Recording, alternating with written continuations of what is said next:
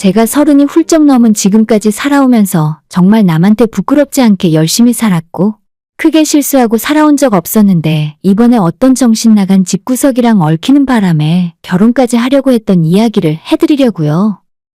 정말 저는 당시에는 이 정도로 멍청한 짓을 하고 있는 줄 몰랐었는데 주변 친구들에게 이야기를 하면서 다시 한번 곰곰이 생각을 해봤더니 정말 제가 멍청한 짓을 했구나 싶네요. 제발 다른 분들은 저 같은 실수하지 않길 바라는 마음으로 글을 씁니다. 일단 지금 하는 이야기를 다 듣고 제 욕을 해도 좋으니까 한번 끝까지 들어주세요. 저는 1년 만난 남자친구와 결혼 준비를 하면서 안 맞는 부분이 너무나도 많다고 느껴졌지만 정말 최선을 다했어요. 원래 남들도 결혼할 때는 다 이렇게 하는 줄 알았거든요.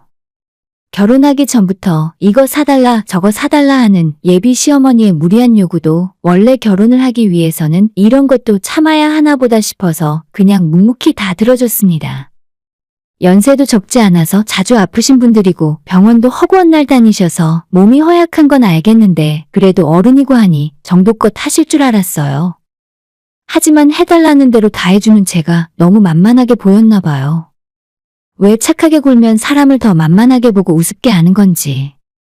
남자친구건 예비 시어머니건 아주 입만 열면 조건 하면서 저를 부족한 사람으로 만드는데 솔직히 길 가는 사람 아무나 붙들고 한번 물어보고 싶어요. 이 결혼을 하는 데 있어서 과연 누가 더 손해인지를요.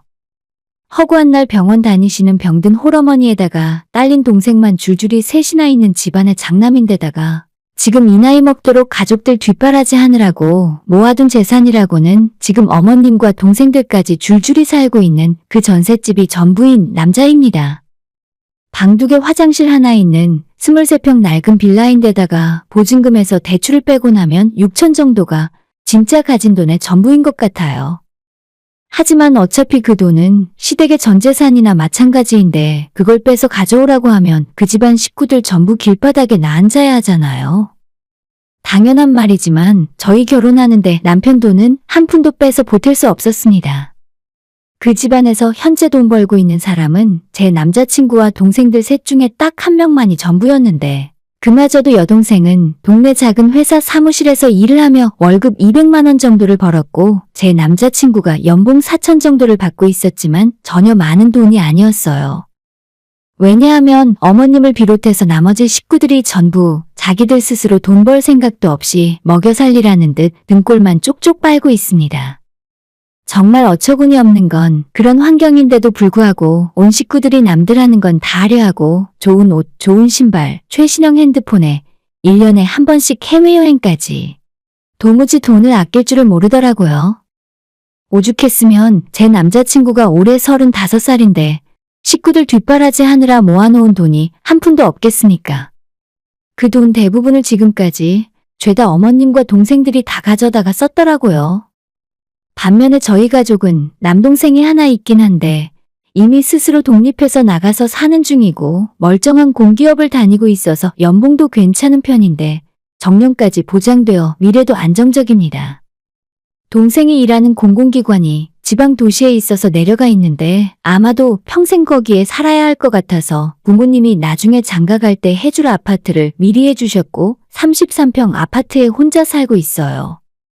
우리 부모님은 경기도 모처에서 10인 이하의 작은 중소기업을 30년 넘게 운영하시다가 지금은 일하기 싫으시다고 해서 몇 년 전 코로나 때 공장이며 땅이며 전부 다 정리하시고 양평 전원주택에서 편하게 살고 계십니다. 그렇다고 아무것도 안 하면서 놀고만 계신 건 아니고 고시원 건물 하나 그리고 작은 상가 건물 하나를 갖고 계시면서 관리하시느라 여전히 일주일에도 몇 번씩 서울을 왔다 갔다 하시며 바쁘게 지내고 계세요. 저는 대학 졸업한 뒤로 아버지께서 제게 오피스텔 한 채를 제 명의로 돌려주셨고 현재 거기에서 혼자 지내며 회사 다니느라 돈을 많이 절약하며 살았기 때문에 지금까지 저축도 꽤 많이 모았어요. 연봉 자체만 따지고 보자면 남자친구보다 몇백만 원 정도 제가 낮은 편이지만 지금까지 모은 돈은 2억이 넘습니다. 모든 상황에서 제가 남자친구에 비해 꿀릴 것이 하나 없었는데 그쪽 식구들이 저를 탐탁치 않게 여기고 마치 자기 아들이 아깝다는 식으로 생각을 했던 이유는 제 나이가 조금 많은 편이에요. 올해로 34이고 35세 남자친구와 고작 1살 차이밖에 나지 않았습니다. 요즘에 여자 나이 34이면 그렇게 많은 것도 아니라고 생각하시는 분들도 있겠지만 남자친구의 가족들은 제가 결혼 정년을 놓친 노처녀라서 싫어하더라고요. 사실 처음 연애를 시작할 때도 저는 저보다 나이 차이가 조금 더 많은 남자를 만나길 원했어요. 그래서 고백을 받았을 때도 1살 차이라서 저는 싫다고 했어요. 하지만 남자친구의 끈질긴 구애와 설득에 마음을 열었고 사귀는 동안은 참 좋았어요. 그렇지만 이런 집안에 이렇게 빨대 꽂는 어머니와 동생들이 있는 줄 알았다면 절대 시작도 안 했을 겁니다. 하지만 사귀고 알아가기 시작하면서 남자친구의 집안 배경에 대하여 듣게 되었고 조건이 조금 마음에 들지는 않았지만 남자친구 자체가 성실한 사람이니까 곧 나아지겠지 생각하고 말았어요. 진짜 딱 제 생각은 거기까지였습니다. 지금까지 제가 사회생활도 나름 오래 했고 사회 경험도 적지 않은데 왜 자기 일에 현명하게 판단하지 못했을까 소름 끼치게 후회가 됩니다. 저는 원래 작은 물건을 하나 사더라도 재료는 무엇인지 가격은 적당한지 정말 나한테 필요한 물건인지를 꼼꼼하게 따지면서 사는데 왜 제 평생을 함께할 남자를 만나면서 외모, 집안, 조건, 학벌 등등 남들이 다 말하는 당연히 따져봐야 할 수많은 조건들을 애써 무시해왔습니다. 그저 이 사람이 착하고 성실하다는 이유 하나만으로 모든 걸 믿고 결혼까지 하려고 했을까요? 이제야 그 모든 것이 얼마나 중요한 일인지 알겠더라고요. 진짜 아무리 사랑으로 결혼을 하더라도 따져볼 건 봐야겠구나 싶었어요. 제 나이가 적지 않았기 때문에 연애는 그리 길게 하지 않았습니다. 연애 시작한 지 1년 만에 남자친구가 제게 빨리 결혼하자고 하더라고요. 시간이 지날수록 우리 둘 다 나이만 먹어가는데 괜히 연애를 오래 할 필요가 있냐면서요. 그때는 왜 그렇게 서두르는가 싶었는데 이제 와서 알고 보니 저희 집안에 여유가 있고 제가 서울에 오피스텔을 가지고 있는 걸 알고 나서부터였던 것 같았습니다. 처음엔 서로 재산이 얼마나 있는지 모르고 지내다가 연애를 하게 되면서 조금씩 그 부분에 대해 대화를 나누고 알게 되었어요. 제가 지금 살고 있는 이 오피스텔이 대출 한 푼도 끼지 않은 완전 자가인데다가 은행에 적금과 펀드로 2억이 넘는 현금까지 갖고 있다는 걸 알고 나서부터 남자친구가 저를 대하는 태도가 달라지기 시작했던 것 같아요. 이 돈은 제가 20대 초반에 사회생활 시작하면서부터 안 먹고 안 쓰고 모은 돈이었고 집은 부모님이 주신 것이라서 사실상 저한테는 이 돈이 전 재산이나 마찬가지였습니다. 물론 남녀가 결혼을 하면서 꼭 양쪽의 형편이 같을 필요는 없다고 생각하고 있어요. 반드시 남자가 집을 해와야 하는 법도 없죠. 서로가 좋고 사랑해서 하는 결혼이면 서로의 능력에 맞게 분수에 넘치지 않게 하면 된다고 생각합니다. 그래서 저도 조건이 많이 안 맞았지만 결혼해서 우리끼리 잘 살면 그만이라고 생각을 했었는데 남자친구는 물론이고 그 엄마라는 작자가 저와 우리 부모님이 가진 재산이 그렇게도 탐이 났었나 보더라고요.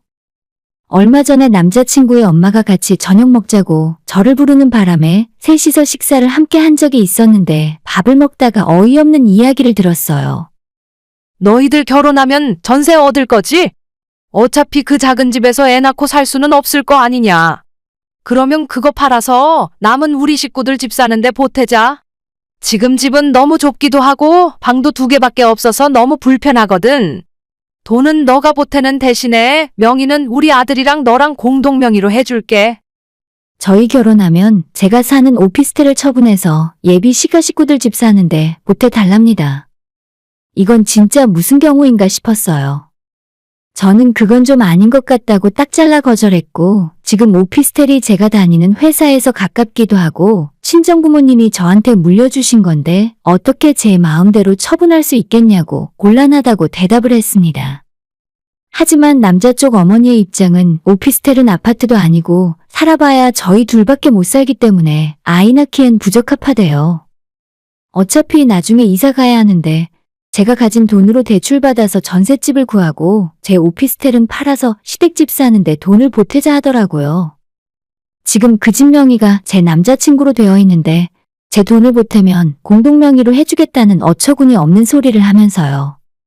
제가 들어가서 살지도 못하고 어차피 자기 식구들끼리 살 집인데 공동명의를 해주건 말건 그게 무슨 소용입니까? 어차피 팔지도 못할 재산이잖아요. 그 전셋집 빼봐야 은행 대출 갚으면 남자친구 돈은 6천만 원이 전부인데 제가 지금 살고 있는 오피스텔은 부동산에 내놓으면 3억은 받을 수 있을 거예요. 제 돈으로 그 집안 사람들 편하게 살 수 있게 집 해달라는 소리나 마찬가지인데 그딴 소리를 왜 듣고 있어야 하는지 모르겠더라고요. 일단 그 앞에서는 적당히 거절하고 나중에 남자친구와 단둘이 이야기했어요. 어머니 하시는 말씀이 대체 무슨 소리냐고 내가 왜 내 재산으로 너네 집안 식구들까지 먹여 살려야 하냐 했더니 먹여 살린다는 건 오해라고 하네요. 너도 봤잖아. 우리 집이 너무 환경이 열악한 거. 어차피 집 사는데 너 돈 들어간 거 기록으로 다 남을 거 아냐. 그 돈 어디 가는 것도 아닌데 뭐가 문제야? 아니, 제 돈을 이상한 곳에 쓰는 것 자체가 문제잖아요. 남자친구 역시 전혀 문제인식을 못하고 엉뚱한 소리만 해댔습니다. 저는 도저히 그렇게는 못하겠다. 찝찝해서 싫다고 차라리 그 돈으로 우리 신혼집 사는데 돈을 보태면 모를까 절대 안 할 거라고 말했어요. 우리 엄마가 절대 돈 떼먹을 사람은 아니야. 너가 보기에도 인상 정말 좋지? 주변에서 법 없어도 살 사람이라는 말을 진짜 많이 들었어. 그냥 나 장가가고 나면 남은 우리 엄마랑 동생들 좋은 집에서 살게 해주고 싶어. 그런 말은 누구나 다 합니다. 세상 모든 엄마들은 자기 자식에게는 다 착하고 인자하시겠죠. 그건 자기 자식들이 보는 입장에서만 그런 거 아니겠어요? 남자친구의 어머니도 지금까지 옆에서 볼 때 제 남자친구뿐만 아니라 동생들 하나하나 자식들은 끔찍하게 아끼더라고요.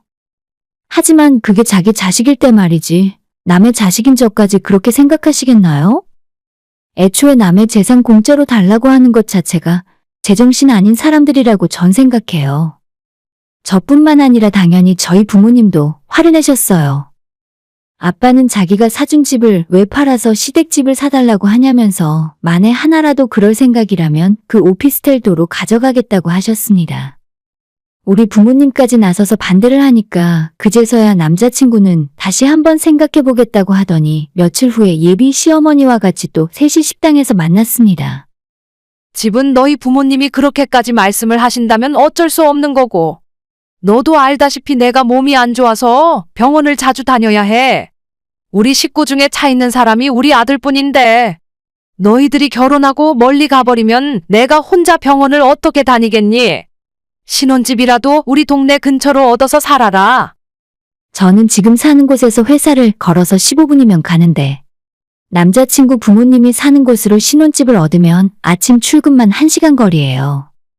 진짜 너무 이기적인 사람들이라는 생각이 들어서 얼마 남지 않은 정도 다 떨어져 버렸습니다. 사실 제가 사는 오피스텔은 지금 당장 월세로 임대를 내놔도 바로 들어오겠다는 사람이 줄을 설 정도로 인기가 좋은 물건입니다. 실제로 아빠가 구입했을 때보다 가격도 많이 올랐습니다.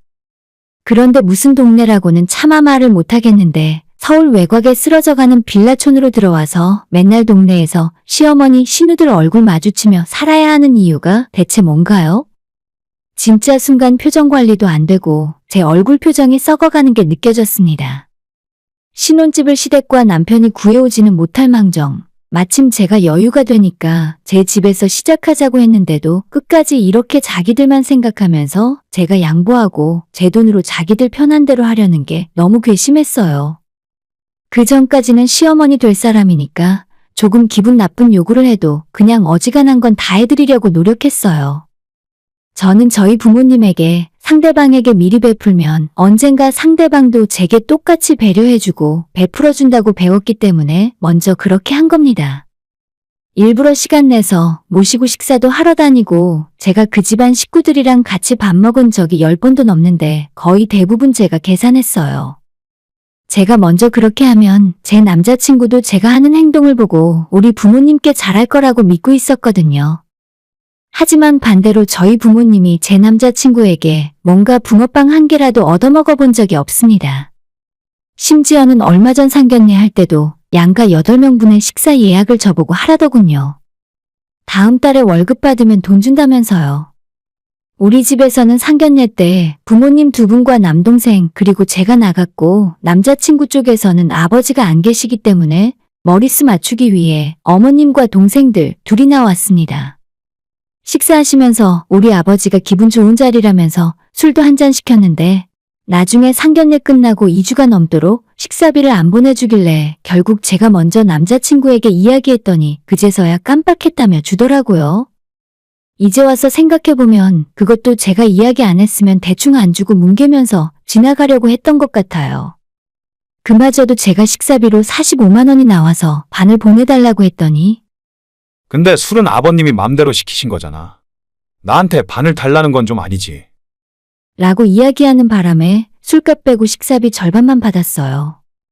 당연히 아버지가 남편 한 잔 따라준 것 제외하고는 대부분 드셨으니 제가 내는 것도 맞지만 평소 제가 남자친구 엄마한테 식사 대접한 게 얼만데 술값 몇만 원 더 내는 게 그렇게 아까웠나 싶더라고요. 그런데도 그 집에서는 제가 나이 조금 많은 게 아주 큰 대역죄라도 되는 것 마냥 얼굴 볼 때마다 트집을 잡으시고 자기 아들이 너무 착하고 거절을 못해서 30이 훌쩍 넘은 나이 많은 여자랑 결혼한다며 저를 깎아내리고 후려치셨습니다. 아들이 판검사 의사라도 되면 모르겠는데 모아둔 돈도 없고 버는 돈도 전부 자기 식구들 뒷바라지 하는데 다 쓰고 있는데 뭐가 그렇게 대단하다고 아들 앞세워서 장사하려고 하시는지 모르겠습니다. 항상 저를 볼 때마다 너는 우리 아들 만난 걸 평생의 행운으로 여기고 살라는 말을 잊지 않고 하셨어요.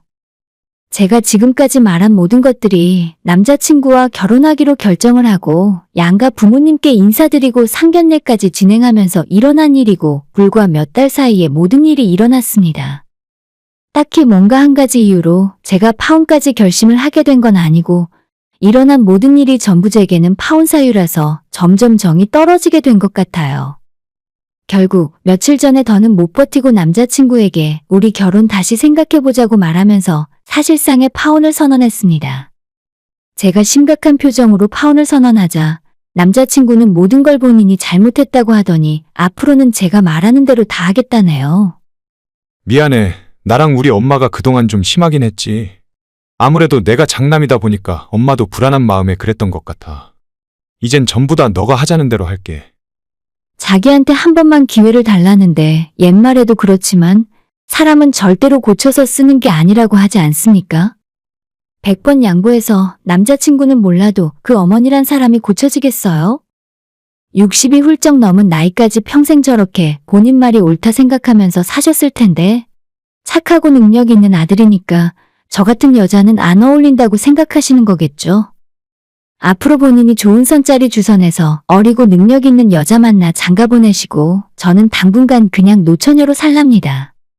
솔직히 이 나이에 노처녀라고 하는 것도 조금 웃기긴 하지만 결혼을 서두를 생각도 별로 없었고 특히 제가 먼저 숙이고 들어가면서 이런 헛소리까지는 더욱 듣고 싶은 생각이 없습니다.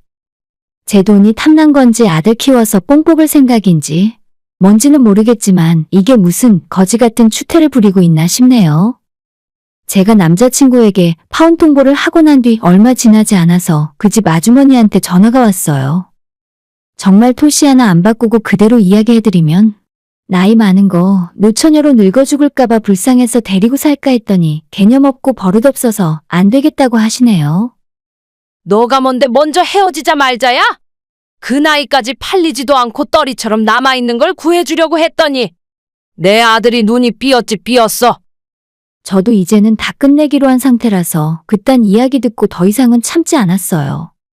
네, 제가 떨이라서 안 팔린 거면 그 집 아들은 줄줄이 딸린 기생충 같은 식구들이 있는 불량품 정도 되겠네요. 어차피 저도 이젠 정신 차렸으니까 다신 얼굴 볼 일 없을 거예요. 원래 그 말만 하고 전화 끊으려고 했는데 어머님이 고래고래 소리를 질러댔습니다. 너 그 나이 먹고 결혼해봤자 애도 못 낳는다느니 거의 저주에 가까운 막말을 내뱉으시길래 저도 잘난 아들이랑 6천만 원짜리 방 2개 있는 거지 같은 빌라에서 온 식구들 꼭꼭 끌어안고 평생 행복하게 사시라고 말씀드렸습니다. 항상 저를 만나는 자리에서 자기 친구 누구는 며느리가 24살이라 어려서 센스가 있고 애교가 많아서 시어머니랑 딸처럼 지낸다느니 하며 부러워하시던데 그런 이야기를 꼭 예비 신부인 제 앞에서 하더라고요. 진짜 꼭 반드시 어리고 애교 많은 며느리 얻으시길 바래요. 저는 그렇다 치고 우리 부모님도 사람이 좋아서 그동안 속으로만 걱정하시고 뒤로는 남자친구 통해서 그 집에 선물도 보내시곤 하셨어요. 제가 예비 시부모에게 속상한 이야기 듣고 올 때마다 앞으로 우리 딸 잘 봐달라 하는 마음으로 남자친구에게 더 잘해주시곤 하셨는데 이젠 더 이상 부모님께 불효하기 싫어서라도 이 결혼 진짜로 파토냈습니다. 그 아주머니가 제게 전화해서 호통치시면 잘못했다고 눈물 흘리며 싹싹 빌 줄 알았을 텐데 하고 싶은 말 저렇게 다 했더니 깜짝 놀라면서 있는 저주 없는 저주 정말 천박한 욕 섞어가면서 다 하시더라고요. 제가 나이도 적지 않고 집안에 돈도 많은데 있는 놈들이 더하다면서 이해심이 부족하다네요. 제가 나이가 남자친구보다 많아서 이해심이 많았을 거라면 본인은 60이 넘은 나이에 왜 그렇게 이해심이 없으신지 모르겠습니다. 결국 결혼 이야기는 그대로 물 건너가고 파토가 났고 남자친구와의 관계는 진짜 끝을 냈다고 생각했어요. 그런데 남자친구란 놈은 사건이 이렇게 되기 전에는 자기 엄마만 편들던 놈인데 이제 와서 결혼 엎어지고 낙동강 오리알 될 것 같으니까 미안하다고 자기 엄마가 했던 일은 사과할 테니까 우리 관계 다시 생각해보자면서 빌더라고요. 며칠 전에 퇴근하는 길에 남자친구가 제 오피스텔 앞까지 찾아와서 저를 붙들고 마음을 돌려보려고 싹싹 빌었어요. 너가 우리 식구들이랑 인연 끊고 살자고 하면 그렇게 할게. 나도 사실 그동안 식구들 먹여 살리는 거 힘들었어. 우리 앞으로 우리 두 사람만 생각하면서 살자. 당장 짐 빼고 여기로 들어올게. 진짜 기가 막혔습니다. 이제 와서 다 엎어지게 생겼으니 자기는 식구들이랑 인연 끊고 그 지옥 같은 집구석에서 혼자 탈출할 생각이었나 봐요. 남자친구 월급이 350만 원 정도 되는데 그중에 300만 원 가까이 식구들 위해서 쓰고 있거든요. 당연히 그 집에 살면 미래가 안 보일 테니 가족들 버리고 제 쪽으로 붙겠다는 거죠. 진짜 그 모습조차 너무 한심해 보이고 내가 왜 이딴 인간이랑 결혼을 준비하고 있었나 싶어서 자괴감까지 들었습니다. 다신 볼 일 없을 거라고 우리 집에 찾아오지 말라 이야기하고 돌아서는데 남자친구가 그 사람 많이 다니는 길목에서 무릎을 꿇고 거의 절을 하다시피 머리를 땅에 박더라고요. 진짜 창피하고 사람이 너무 한심하고 하찮게 보였어요. 그러거나 말거나 무시해버리고 저는 그냥 집으로 올라와 버렸습니다. 결국 나중에 중앙연관으로 들어오려고 하다가 1층의 관리인 아저씨한테 제재당해서 쫓겨나더라고요. 제 돈으로 자기 식구들을 좋은 집에서 호의호식 시키려고 하다가 이제 와서 아니다 싶으니까 가족 버리고 저한테 오겠다는 인간을 어떻게 받아주겠습니까? 가족에 대한 의리도 없고 정말 한심하기 짝이 없네요. 아무튼 저희 부모님도 잘 헤어졌다 하시고 주변에 이야기해도 뭐 그런 인간들이 다 있냐고 하는 반응이에요. 남자친구와 연애를 할 때는 정말 눈에 콩깍지가 씌어서 세상에 둘도 없는 사람인 줄 알았고 집안에 돈이 없어도 사랑으로 다 극복할 수 있을 줄 알았죠. 하지만 이번 일로 현실을 제대로 알게 되었습니다. 앞으로는 절대 이런 바보 같은 짓은 하지 말아야겠어요. 사랑도 중요하지만 현실은 더 중요한 것 같네요. 오늘의 사연은 여기까지입니다. 구독과 좋아요, 알람 설정 부탁드려요. 다들 행복하시고 좋은 하루 되세요.